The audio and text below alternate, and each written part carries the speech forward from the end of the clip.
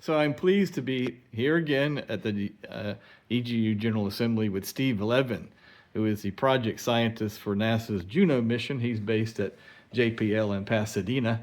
And Steve, it's been a great mission thus far, the Juno mission, correct? I mean, It's been amazing. uh, what, and you've done 83 orbits around Jupiter, but your orbits have changed quite a bit. Is that correct?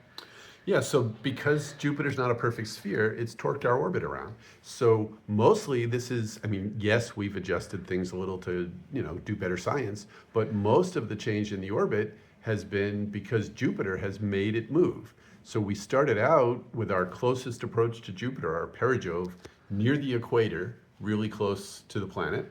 So we could study the interior and we could avoid the radiation belts and do all the science we wanted to do. And over the years, because Jupiter's not a perfect sphere, the line of apsides, the way the orbit is tilted, has changed a little less than a degree for every orbit. So now the closest approach, instead of being down near the equator, is way up near the North Pole. It's not quite all the way north yet, although it'll get there if we wait long enough and if the mission survives long enough. But that means we're sort of going through different territories so we can study different things, and we're taking full advantage of that. Well, I'm a little bit confused about now how many, most people, the average person, knows that Saturn has rings, which are very visible through a backyard telescope. But only the people who really probably study astronomy or focus on astronomy as a serious hobby realize that Jupiter has a ring, but it's a very different kind of ring than the rings of Saturn. How is it different, and why is it important for us to study? Okay, so let me start with how it's different. And I should also say I'm not the ring expert on the project, but what's going on is Saturn's rings that are big and bright and visible look that way because they're ice. And they're mostly ice, and ice reflects sunlight really well, so they're shiny, so you can see them. Jupiter's rings, and Jupiter's not the only planet besides Saturn that has rings. There are the other giant planets in the solar system. Uranus and Neptune. Right, probably have rings. And when it's mostly dust, it's a lot darker, and visibly you don't see it. It's not as obvious.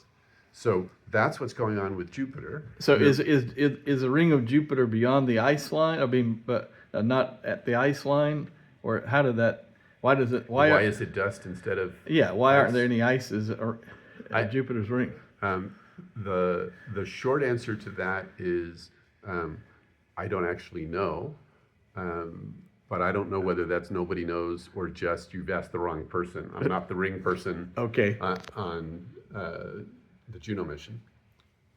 But you were describing there's more than one ring, or there's a gossamer ring. Can you explain that? Sure. Actually, Heidi was describing it.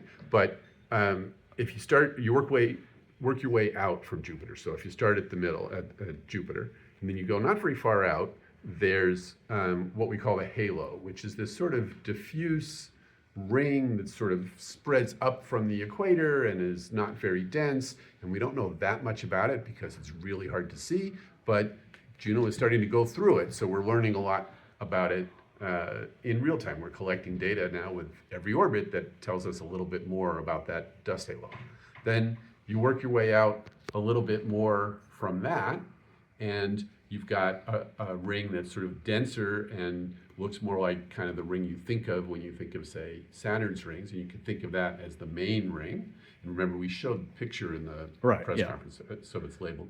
And then when you work further out from that, there's the gossamer ring, which is more ring-like, doesn't look spread out as much as that halo, but it's also thin and which is why it's thin and not dense, which is why you call it a gossamer ring. Okay. Right. And the rings are heavily influenced by the little tiny moonlets that are orbiting Jupiter. They affect the rings because their gravity can move them around a little, and they affect the rings because they can give off material that might actually make up the rings. So as Scott mentioned, one of the leading ideas for how that gossamer ring gets there is that it's mostly dust that came off the surface of Thebe. And that gives you one possible explanation, at least for that part of the ring, for why that's dust and not ice, is Thebe is dust, is rocky dust kind of material, not ice. So if it's stuff coming off, then it's going to be made out of that. Let me ask you a couple of last quick questions. So, how has the data that you've gotten from Juno changed planetary theorists' models of how our solar system was first created? Because we know that Jupiter formed first and fairly quickly. When I wrote my book Distant Wanderers 25 years ago, if memory serves me, it formed within 10 million years of the formation of the solar system. Is that still the paradigm? Yeah, we still think Jupiter formed first and fairly quickly. And before we sent Juno, when we were sending Juno to Jupiter, we were trying to get ideas about the composition. So the size of the core is telling you something about how much of the heavier elements are in there, and about the water content, which tells you something about the icy bodies that might have formed Jupiter.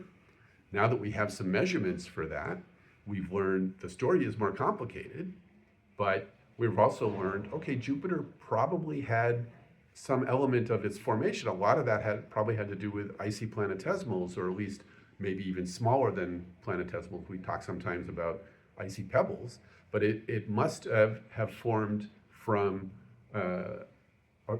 icy bodies in the first place, because we're seeing the amount of water in Jupiter's upper atmosphere that makes sense for that. You mean trans-Neptunian objects, or do you mean like Oort cloud type objects, or that were pushed out, or just the ice line? Yeah, just beyond the ice line. Beyond the ice line. Right, and there's still an open question as to whether the whole planet formed behind the ice line and drifted in, or formed from much smaller objects that came in and formed Jupiter closer to where it is now. You can't answer all the questions with any one measurement, and you can't answer all the questions with any one spacecraft. But what you can do is refine our knowledge and rule out some of the possible explanations, and add what Juno has done is add complexity in some ways to the questions. We've learned that Jupiter is just not as simple as we thought it was before we got there. That affects the origin story as well as all the other stories, and likely the origin story for Jupiter is also not as simple as what you were thinking, for example, in your book 25 years ago. So one last question, and that is, you're on orbit 83 as we speak. You have like you said, you had some control over your orbits. How much fuel do you have to make adjustments to the orbit at this point? Realistically, let's don't worry about the funding. Let's just assume that headquarters is going to continue funding this great mission. Realistically, how many more orbits do you think you could make with the existing fuel? So based just on the technical parameters, as you say, I'm not worrying about the decisions about budget and so forth that are way above my pay grade. If I just think about how will the spacecraft survive, it's not necessarily about fuel. We only need fuel if we're changing things. If you just left it alone, you only need a tiny, tiny bit of fuel to aim the antenna at the Earth. You change the orientation of the spacecraft so we can communicate, but we can just let it orbit Jupiter for many, many years, and it's not going to bang into anything or do something like that. There's also the fact that things on the spacecraft are aging, and we're in a very hazardous environment. We're going through the radiation belts. I don't want to give you a number and say, oh, we're going to get to this many orbits, because if I had done that 3 years ago, I would definitely have been wrong. We've lasted longer than I would have thought.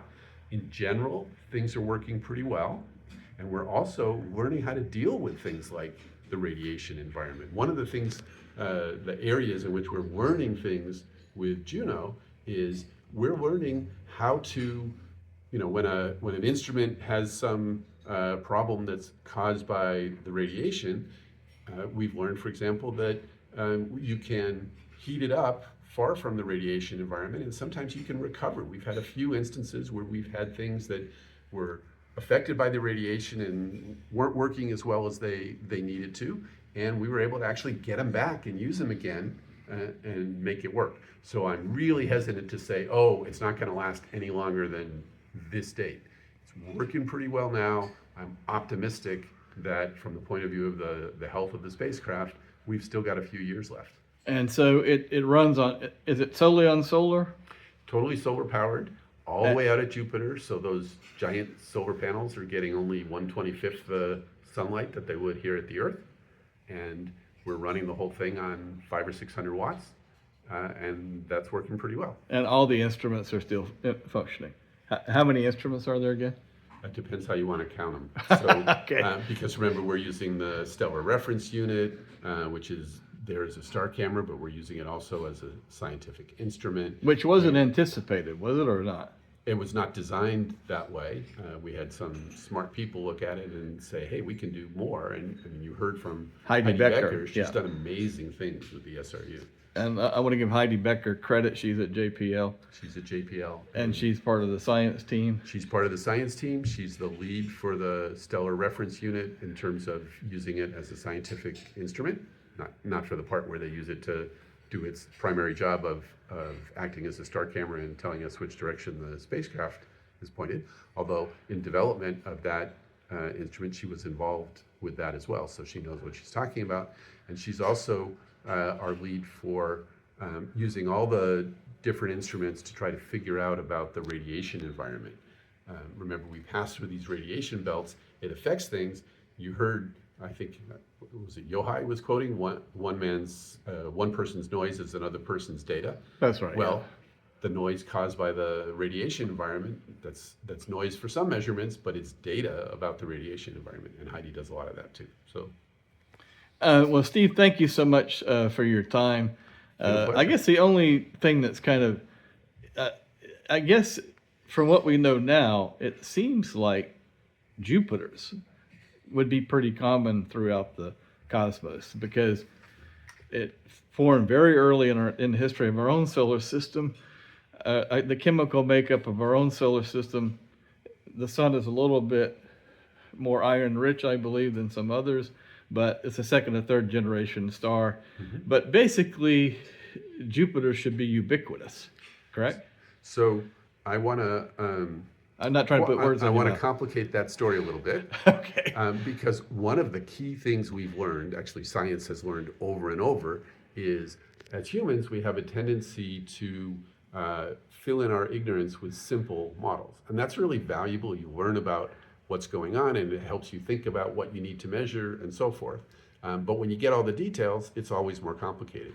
So you say the universe should be sort of filled with Jupiters, and I agree there should be lots and lots of Jupiter-sized planets. But I wouldn't necessarily really call them Jupiters, because we already saw that Jupiter's more complicated than we thought it would be. How do we know that some other planet that's roughly the same size as Jupiter around some other star won't turn out to be quite a bit different from the Jupiter that we know and love here in our solar system? So it's common practice. I'm not saying you shouldn't, call them Jupiters. Everybody does.